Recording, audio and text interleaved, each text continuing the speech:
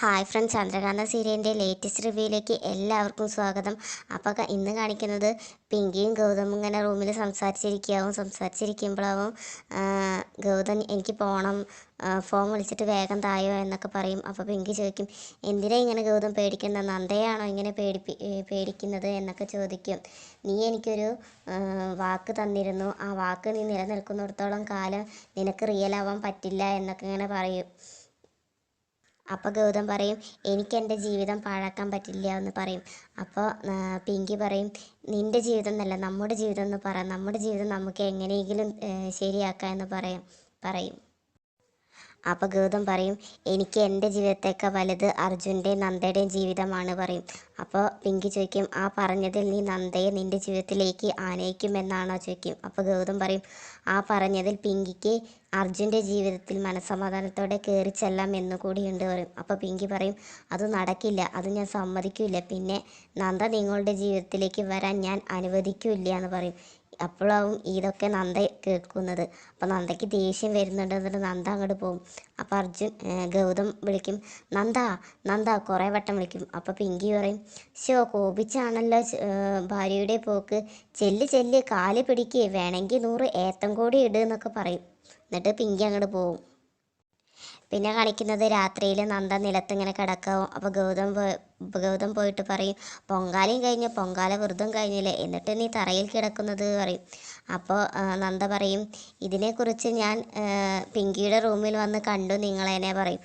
അപ്പോൾ ഗൗതം പറയും, ഞാൻ പിങ്കിയുടെ റൂമിൽ തെറ്റായിട്ടാണോ നിൽക്കുന്നത്, വിലയിരുത്തേണ്ടെന്നൊക്കെ പറയട്ടോ. അപ്പോൾ നന്ദ പറയും, അത് നിങ്ങൾ പറഞ്ഞതെല്ലാം ഞാൻ കേട്ടു, പിങ്കിയോട് പറഞ്ഞതെല്ലാം തെറ്റായ രീതിയിലാണോ ശരിയായ രീതിയിലാണോ എന്നൊക്കെ ഞാൻ മനസ്സിലാക്കിക്കൊണ്ട് പറയും. എൻ്റെ ഡോക്ടർ ഭാഗം കഴിഞ്ഞിട്ട് പോവാൻ കാത്തിരിക്കല്ലേ നിങ്ങൾ, അതുപോലെ അർജുൻ മരിച്ചില്ലേ എന്ന് അറിയാൻ വേണ്ടി വെയിറ്റ് ചെയ്യുക പിങ്കിയും, അത് കഴിഞ്ഞിട്ട് വേണം നിങ്ങളുടെ സംഗമം എന്നൊക്കെ പറഞ്ഞിട്ട് നന്ദ ഇങ്ങനെ ദേഷ്യപ്പെടും.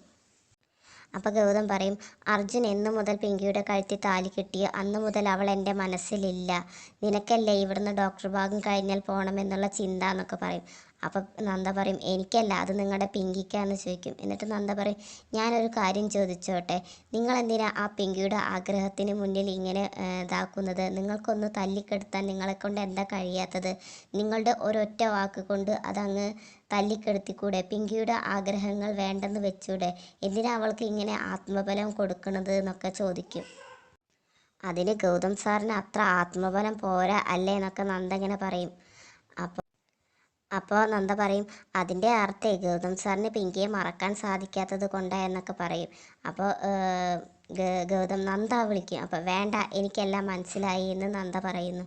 പിന്നെ കാണിക്കുന്നത് രാവിലെയാണ്. നന്ദ കോളേജിൽ പോകാൻ ഇങ്ങനെ നിൽക്കാവും. എന്നിട്ട് നന്ദ കോളേജിലേക്ക് പോകുമ്പോൾ ലക്ഷ്മി അമ്മയോട് പറയും, ഞാൻ കോളേജിൽ പോവുക.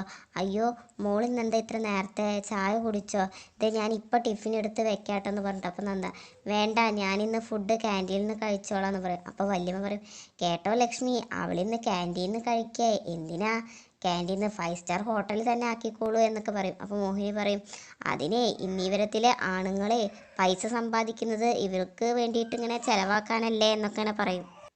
അപ്പോൾ വല്യമ്മ പറയും, ഈ വീട്ടിലെ ആണുങ്ങൾ പോലും ഈ വീട്ടിൽ നിന്ന് ഭക്ഷണം കൊണ്ടുപോവുക, അത് ലാഭമായിട്ടോ പിശുക്ക് കൊണ്ടോ ഒന്നല്ല, ഈ കുടുംബത്തിലെ ശീലം അങ്ങനെയാണെന്ന് പറയും. അപ്പോൾ നന്ദയ്ക്ക് ദേഷ്യം വരും. അപ്പോൾ ലക്ഷ്മി പറയും, മോളിവിടെ ഒരു 5 മിനിറ്റ് നിൽക്ക്, ഞാനിപ്പോൾ ടിഫിൻ എടുത്ത് കൊണ്ടുവരാം, എന്തിനാ വെറുതെ ഒരു പിടിവാശി, ഒരു കാര്യമില്ലാതെ എന്ന് പറയും. അപ്പോഴവരും പിങ്കി അങ്ങോട്ട് വരിക. എന്നിട്ട് പിങ്കി പറയും, ആരാ പറഞ്ഞത് ഒരു കാര്യമില്ലെന്ന്, കാര്യമുണ്ട്, ഇന്നലെ ഗൗതം എൻ്റെ മുറിയിൽ വന്നിരുന്നു, എന്നിട്ട് കുറേ നേരം സംസാരിച്ചു, അതിൻ്റെ ആഫ്റ്റർ ഇഫക്റ്റാ ഇത്, ഞാൻ ഗൗതത്തിനോട് സംസാരിക്കുന്നത് ഇവൾക്ക് ഇഷ്ടമല്ല പറയും.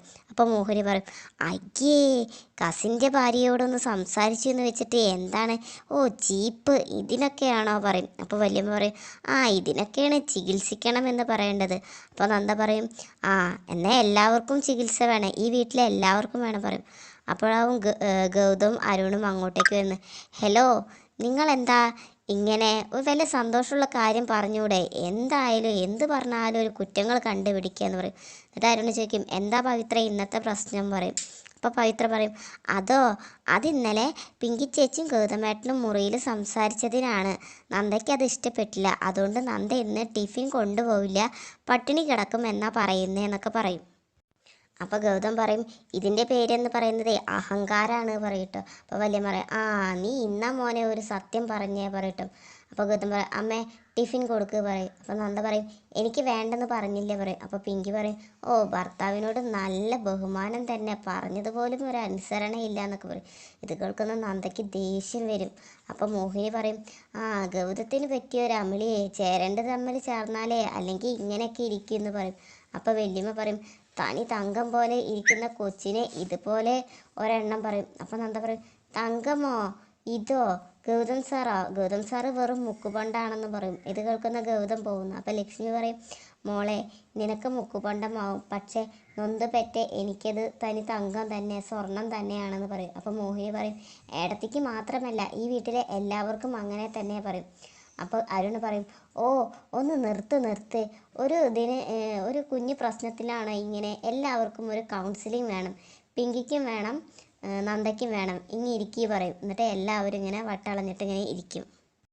അപ്പം അരുൺ പറയും നന്ദയോട് ഗൗതമേട്ടൻ രാമേശ്വരത്ത് വെച്ച കണ്ട് ഇഷ്ടപ്പെട്ടത് പിങ്കിയെയാണ്, ആ സത്യം ഇവിടെ എല്ലാവർക്കും അറിയാം, അത് നന്ദയും മനസ്സിലാക്കണമെന്ന് പറയും. എന്നിട്ട് പറയും പിങ്കിയോട് പറയും അരുൺ പിങ്കിയെ താലി കെട്ടിയതാണ്, ആ സത്യം പിങ്കി മനസ്സിൽ വെക്കണം എന്ന് പറയും. അതുപോലെ തന്നെ നന്ദയെ ഗൗതം കല്യാണം കഴിച്ചതാണെന്നും താലി കെട്ടിയതാണെന്നും പിങ്കിയും മനസ്സിൽ വെക്കണം എന്ന് പറയും. എന്നിട്ട് അരുൺ പറയും ഗൗതമേട്ടനുമായി സംസാരിക്കുമ്പോൾ നഷ്ടപ്രണയം തികട്ടി വന്നേക്കാം, നന്ദ കേൾക്കെ പഴയ പ്രണയകാലത്തിൻ്റെ കെട്ടഴിക്കുന്നത് ശരിയല്ല, അത് ഒരു പെണ്ണിനും സഹിക്കില്ല, പിങ്കി അത് മനസ്സിലാക്കണം എന്ന് അരുൺ ഇങ്ങനെ പറയും. അപ്പോൾ പിങ്കി ചോദിക്കും അതിന് ഗൗതവും ഇവളും ഭാര്യ ഭർത്താക്കന്മാരാണെന്ന് ആര് പറഞ്ഞു? അപ്പോൾ ലക്ഷ്മിക്കൊക്കെ ഭയങ്കര ഇതാവൂട്ടോ. അവരുടെ ഡീല് ഒരു ഡോക്ടറായാൽ നന്ദ പോവും എന്നല്ലേ, അത് നന്ദ തന്നെ ഇവിടെ പരസ്യമാക്കിയതല്ലേ പറയും. അപ്പം നന്ദ പറയും ഡീല് പിന്മാറണോ അതോ വേണ്ടോ എന്ന് തീരുമാനിക്കാൻ ഞാനും ഗൗതം സാറും തീരുമാനിക്കും, അത് പിങ്കി തീരുമാനിക്കണ്ട. എൻ്റെ കഴുത്തിൽ താലി ഈ ഗൗതം സാർ കെട്ടിയ താലി കിടക്കുന്നിടത്തോളം കാലം അദ്ദേഹം എൻ്റെ ഭർത്താവാണ്. എന്നാൽ പിങ്കി ഈ വീട്ടിലെ മരുമോളാണ്, മറ്റൊരുവൻ്റെ ഭാര്യ. അർജുൻ കെട്ടിയ താലി തൻ്റെ കഴുത്തിൽ കിടക്കുന്നിടത്തോളം കാലം പഴയ കാമുകിയുടെ റോള് അതൊരു നല്ല പെണ്ണിന് ചേർന്നതാണോ എന്ന് ചോദിക്കും. അപ്പം പിങ്കിക്ക് ദേഷ്യം വരും. അത് ഈ വീട്ടിലെ പലരും കണ്ടില്ല എന്ന് നടിക്കുന്നതും ശരിയാണോ എന്ന് നന്ദ ചോദിക്കും. എന്നിട്ട് നന്ദ പറയും അവൾക്കാണോ എനിക്കാണോ ഇങ്ങനെ ഒരു കൗൺസിലിംഗ് ആവശ്യം, അതുകൊണ്ട് അരുണെ ഇവരെയൊക്കെ ഒന്ന് ഇരുത്തി കൗൺസിലിംഗ് കൊടുക്ക്, എനിക്ക് പോകണം, എനിക്ക് കോളേജിൽ പോകണം, പഠിക്കണം എന്ന് പറഞ്ഞിട്ട് ഞാൻ പോണു പറഞ്ഞിട്ട് നന്ദ എണിക്കുന്നു. അപ്പോൾ പിങ്കി പറയും എങ്കിൽ നിൻ്റെ ഗൗതം സാറിനും കൂടി ഒരു കൗൺസിലിംഗ് കൊടുക്കൂ, എപ്പോഴും ഓരോ എക്സ്ക്യൂസ് പറഞ്ഞ് നടക്കല്ലേ അദ്ദേഹം എന്ന് പറയും. അപ്പോൾ നന്ദ പറയും കേട്ടു, അതുകൊണ്ടാണ് ഞാൻ ഗൗതം സാറിനെ തങ്കമല്ല മുക്കുപണ്ട എന്ന് പറഞ്ഞത്, അതിൻ്റെ വിഷമം കൊണ്ട് തന്നെ ഇവിടുന്ന് ടിഫിൻ പോലും കഴിക്കില്ല എന്നും പട്ടിണിയാണെന്ന് പറഞ്ഞതും പറയും. അപ്പോഴാണ് ഗൗതം വരുന്നത് ചോറുമായിട്ട്. നന്ദ ഇന്ന് ടിഫിൻ കൊണ്ടുപോകും, പട്ടിണി കിടക്കില്ല, ഈ വാശി ഞാൻ അനുവദിച്ച് തരില്ല എന്നൊക്കെ പറയും. അപ്പോൾ നന്ദ പറയും ഞാൻ ടിഫിൻ കഴിക്കും, ഗൗതം സാറ് മുക്കുപണ്ട് ആവും എന്നൊക്കെ പറയും. അപ്പോൾ ഒരു കാര്യം ചെയ്യണം പറയും. അപ്പോൾ എന്താ ചോദിക്കും. ഇനി ജീവിതത്തിൽ ഒരു പെണ്ണും ഉണ്ടാവില്ല എന്നല്ലേ നിങ്ങൾ പിങ്കിക്ക് കൊടുത്ത വാക്ക്, ആ വാക്ക് നിങ്ങൾ തെറ്റിക്കണം. നന്ദ പറയും ഗൗതം സാറിൻ്റെ മനസ്സിൽ ഒരു പെൺകുട്ടി ഉണ്ടെന്നും എല്ലാവരും കേൾക്കെ പറയണം, ഈ അളക നന്ദ. അപ്പോൾ ലക്ഷ്മിക്ക് സന്തോഷമായിട്ടിരിക്കും. എന്താ പറ്റോ ഇല്ലല്ലോ, എങ്കിൽ ഞാൻ ടിഫിൻ ഇല്ലാതെ പൊക്കോളാം.